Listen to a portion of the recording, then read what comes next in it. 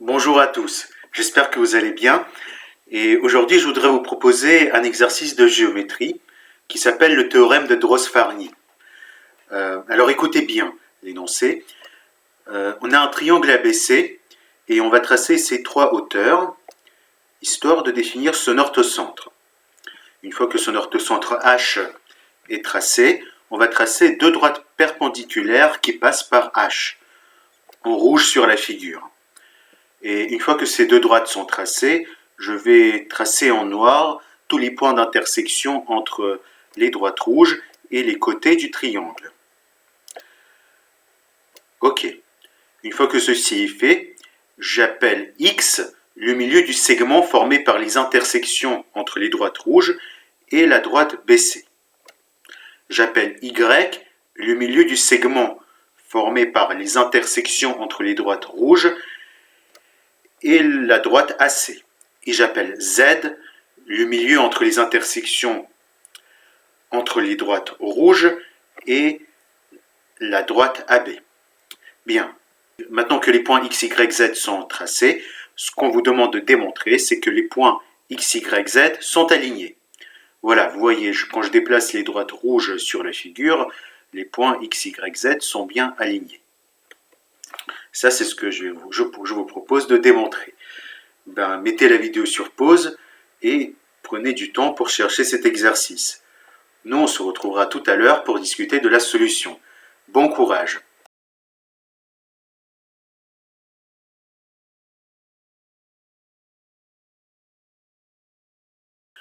Bien, rebonjour, j'espère que vous avez pris plaisir à chercher cet exercice et nous, on se retrouve pour discuter d'une des solutions possibles à cet exercice. Donc, bien entendu, si vous avez trouvé une autre solution à cet exercice, n'hésitez pas à la partager en commentaire en dessous de la vidéo. Et nous, on va essayer d'exploiter l'indication qui est proposée. L'indication, c'est de chercher des involutions sur la figure. Bon, on va commencer par faire quelques observations sur cette figure. Donc déjà, j'ai nommé les points d'intersection entre les droites rouges et la droite BC. Donc ces points d'intersection, c'est D et E. Donc maintenant, on va pouvoir dire que X est le milieu du segment ED.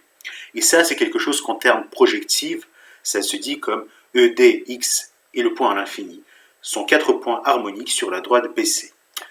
Ensuite, on va utiliser le point H comme le point de projection entre la droite BC et la droite duale H. Ainsi, on va remplacer chaque point de la droite BC par la droite qui joint le point H à ce point-là. Donc X, on lui associe la droite violette, et le point à l'infini, on lui associe la droite bleue. Donc la droite parallèle à BC passant par H. Donc D, on lui associe la droite rouge qui est là, et E, on lui associe l'autre droite rouge. Donc les droites qu'on a nommées D1 et D2 dans l'énoncé.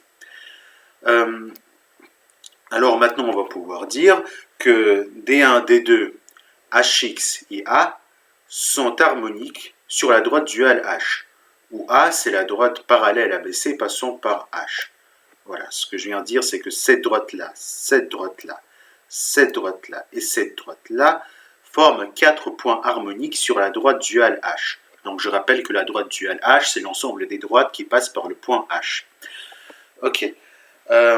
Et là, on rappelle un petit principe de la géométrie projective qui dit que quand on a quatre points harmoniques, on peut considérer l'involution dont les points fixes, c'est les deux premiers points, et les deux derniers points des quatre points harmoniques, c'est les deux points qui sont échangés par l'involution. Donc là, quand on a quatre points harmoniques, D1, D2, HX et A, on définit l'involution projective de la droite duale H, dont les points fixes, c'est D1 et D2. D1 et D2, c'est les points fixes. Pardon, D1 et D2. Et elle échange la droite HX et la droite A. Bien, maintenant on voudrait savoir un peu mieux ce que c'est cette involution. En remarquant qu'une involution projective est définie par ces deux points fixes, on peut dire que l'involution projective qu'on considère de points fixes D1 et D2, c'est la symétrie axiale par rapport à D1. Ou par rapport à D2, ça revient au même, vu qu'on parle de droite. Et on va appeler B la parallèle à AC passant par H. Donc, B, c'est cette droite-là, et on va appeler C la parallèle A. AB passant par H. Donc c'est cette droite-là. Très bien. Donc on établit que la symétrie axiale par rapport à D1, donc c'est une involution projective, elle échange HX avec A. Donc elle échange la HX avec A. Et de même, elle échange HY avec B et HZ avec C. Très bien. Donc là, on a une involution projective. Maintenant, on voudrait une autre involution projective. Donc comment est-ce qu'on peut avoir l'idée de l'autre involution projective? Eh bien, on observe que la droite A est parallèle à BC. C'est la définition. On voit aussi que BC est perpendiculaire à la hauteur issue de A.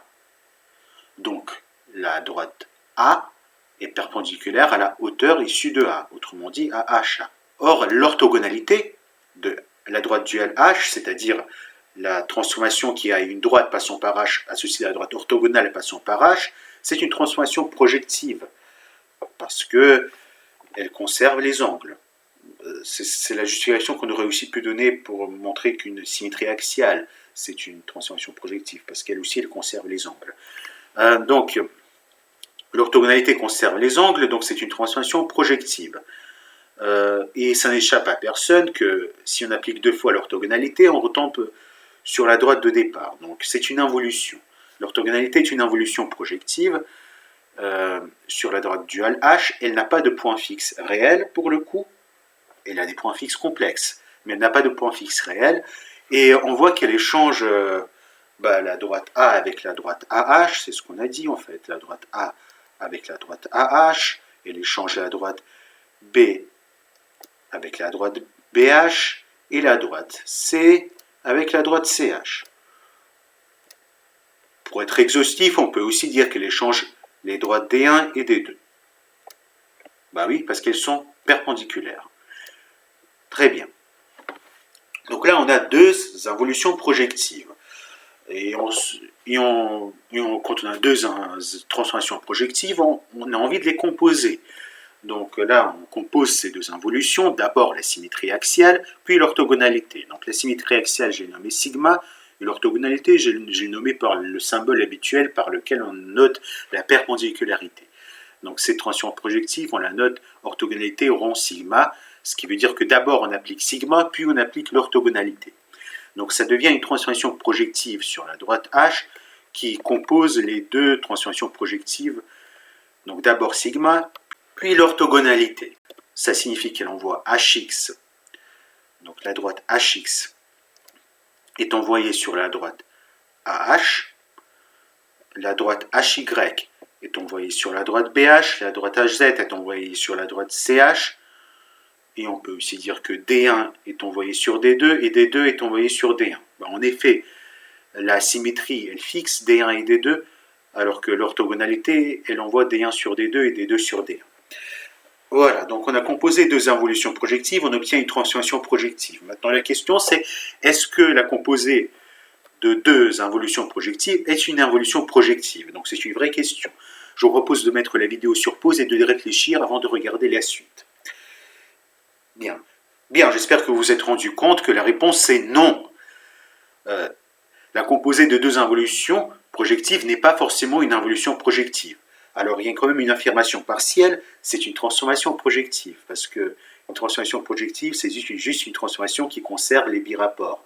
Donc si vous composez deux transformations qui conservent les birapports, la composée aussi conserve les birapports, il n'y a pas de problème. Mais ce n'est pas forcément une involution, c'est-à-dire si vous la composez deux fois, vous ne retombez pas forcément sur l'identité. Donc maintenant, la question naturelle qu'on devrait se poser, c'est à quelles conditions la composée de deux involutions est une involution. Donc mettez la vidéo sur pause et réfléchissez quelques secondes. Bien, maintenant que vous avez réfléchi, je présente sous forme de lemme le fait que la composée de deux involutions est une involution si, seulement si, les deux involutions commutent. Voilà, donc ces deux transformations géométriques ne commutent pas forcément. Si d'abord vous en appliquez une, puis une autre, ce n'est pas la même chose que d'appliquer la deuxième, puis la première. Il faut faire attention à l'ordre dans lequel on applique les transformations projectives. Bon, donc quand on prend deux involutions, dans le cas où elles commutent, c'est-à-dire dans le cas où c'est peu importe dans quel ordre vous les appliquez, eh bien dans ce cas-là, et seulement dans ce cas-là, la composée de ces deux involutions est une involution. Donc je vous laisse mettre la vidéo sur pause et la démontrer. Et si vous l'avez déjà fait, on regarde ensemble la preuve que je vous ai rédigée en détail, parce que normalement, au niveau lycée, vous n'avez pas trop encore l'habitude de ce genre de démonstration. Donc je vous ai donné tous les détails de cette démonstration. Donc nous, dans notre cas, on va juste s'assurer que l'orthogonalité sur la droite duale H commute avec la symétrie axiale sigma par rapport à D1. En fait, bon, c'est quelque chose qui se démontre par une chasse aux angles élémentaires et je vous laisse le faire. Je ne vais pas trop m'attarder sur cette question, mais elle commute et c'est quelque chose qu'il faut vérifier. Ok. Donc cela signifie que la composée des deux n'est pas seulement une transformation projective, c'est une involution projective. Et on a donc montré qu'il existe une involution projective sur la droite duale H qui échange Hx avec HA, Hy avec Hb. Donc voilà, Hx, elle l'échange avec HA, Hy, elle l'échange avec Hb, et Hz, elle l'échange avec Hc. La conclusion se fait avec la version duale du second théorème de Desargues. Alors, il dit précisément que si ABC est un triangle, H, un point, et X, Y, Z, des points sur BC, AC et AB, les points X, Y, Z sont alignés si, seulement si il existe une involution qui échange la droite HX avec la droite HA, HY avec la droite HB et HZ avec la droite HC, une involution projective sur la droite duale H. Et c'est exactement ce qu'on a démontré. Bien, j'espère que vous avez trouvé cette solution instructive. N'hésitez pas à poser vos questions en commentaire. Et on se retrouve dans une prochaine vidéo. À bientôt.